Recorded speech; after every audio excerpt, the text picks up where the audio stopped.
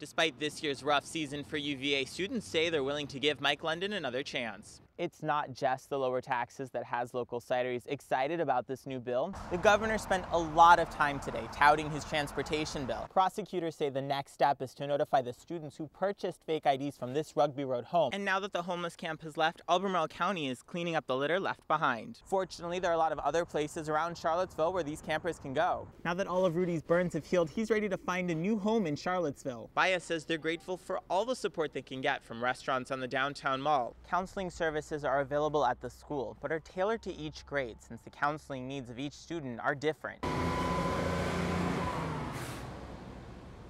Commuters on the Route 250 bypass had a slippery ride to work Monday morning. Probably the largest main break we've had this year.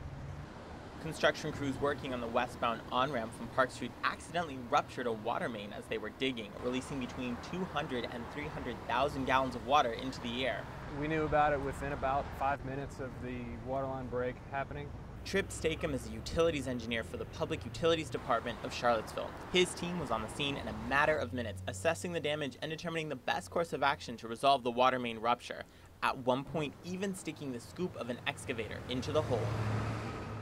That amount of water can be dangerous, so we like to kind of keep it away from pedestrians and vehicles as much as possible. Crews say that the project is supposed to take 2 days, and even with the water main break, it'll only be delayed by 2 hours. And more importantly, crews have been able to minimize the effects of the water main rupture on residents. As of right now, we have everybody back on except for the 4 or 5 houses that are directly here in the neighborhood. Stakem says his crews have the situation under control and points out that such accidents are not very common. Fortunately, they do not happen that often, no. Utility officials say that the water main rupture might cause some discolored water in certain homes. They recommend running cold water to clear away the discoloration, but say the water is completely drinkable. Tomás Harmon, CBS 19 News, Charlottesville.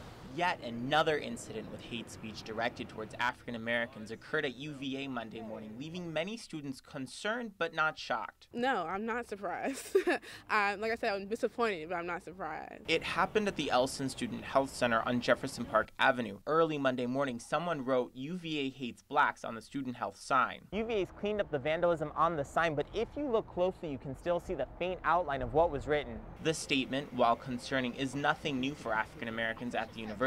Many students, especially minority students, feel like it only highlights the pre-existing racial undertones at UVA. Since I've been at the university, there's always been like this kind of racial tension over I feel like everything. Ebony Williams is a fourth-year student at UVA, heavily involved in various student organizations. She says the best way to combat the racism highlighted by the vandalism on the sign is to work together. We're not going to progress unless we get everyone involved in the conversation, which right now isn't happening. Despite the disappointment many minority students feel about the vandalism, Williams says it's not going to stop them from getting an education. Like I said, it's hurtful a little bit, it's disappointing, but it's not stopping anyone from doing what they came here to do. Tomás Harmon, CBS 19 News, Charlottesville.